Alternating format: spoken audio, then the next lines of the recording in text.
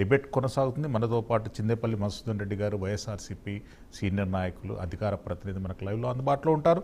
కృష్ణాంజనేయులు గారు senior political analyst and senior journalist మనకు లైవ్లో అందుబాటులో ఉంటారు. మేడా విజయశేఖర్ రెడ్డి గారు తెలుగుదేశం పార్టీ సీనియర్ నాయకులు, అధికార ప్రతినిధి మనకు లైవ్లో అందుబాటులో ఉంటారు. కృష్ణాంజనేయులు గారు, మొదటగా మీతో ప్రారంభిద్దాం. కృష్ణాంజనేయులు గారు, ప్రశ్న రావణ్ వ్యవహారం అనేటటువంటిది గత కొన్ని రోజుల నుండి మనం చూస్తున్నాం. రాజకీయంగా మరియు సున్నితమైనటువంటి మత అంశాలతో కూడుకున్నటువంటి వ్యవహారంగా మారింది. ఏలూరు వేదికగా ఆయన చేసినటువంటి వ్యాఖ్యలు అనేటటువంటిది రాష్ట్ర వ్యాప్తంగా ఉన్నటువంటి హిందువులు కానివ్వండి, కూటమి ప్రభుత్వ అభిమానులు కానివ్వండి, జీర్ణించుకోలేనటువంటి పరిస్థితి. కొన్ని అంశాలు, కొంతమంది వర్గాలు దీన్ని రాజకీయంగా కూడా కన్వర్ట్ చేయడానికి ప్రయత్నం కొనసాగిస్తున్నారు. ఈరోజు కొడాలి నాని గారు చేసినటువంటి వ్యాఖ్యలు, అదేవిధంగా విజయసాయి రెడ్డి గారు చేసినటువంటి వ్యాఖ్యలు రెండు కూడా వైస్ వర్స అనేటటువంటివి ఉన్నాయి. ఎట్లా స్పందిస్తారు కృష్ణాంజనేయులు గారు?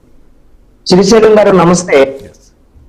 ప్యానల్ మెంబర్స్ అందరికి కూడా ప్రశ్న రావణ్ అన్నటువంటి మాటలు పవన్ కళ్యాణ్ ఉద్దేశించి కానీ, మతాలను ఉద్దేశించి కానీ, కొంతమంది దేవుళ్ళు దేవతలను ఉద్దేశించి ప్రశ్న రావణ్ మాట్లాడిన సభలో కానివ్వండి, అంతకుముందు వీడియోలో కానీ ఏ విధంగా మాట్లాడినా సరే అవి అభ్యంతరకరమైనటువంటి మాటలు.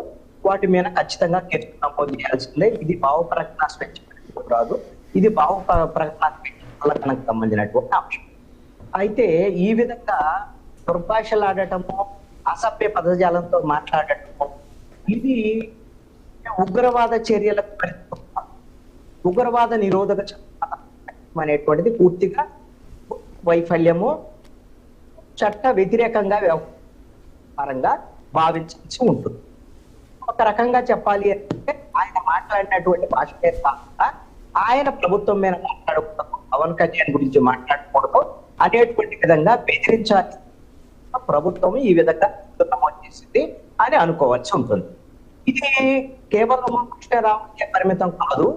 ఇది ప్రభుత్వానికి వ్యతిరేకంగా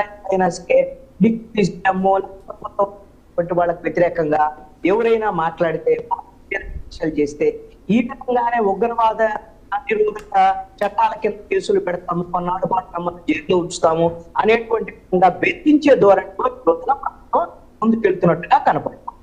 అప్పుడు వైఎస్ఆర్ కాంగ్రెస్ పార్టీ అప్పుడు ఇదే తరహాలో ఇది జర్నలిస్టులు దేశద్రోహం కేసులు పెట్టింది.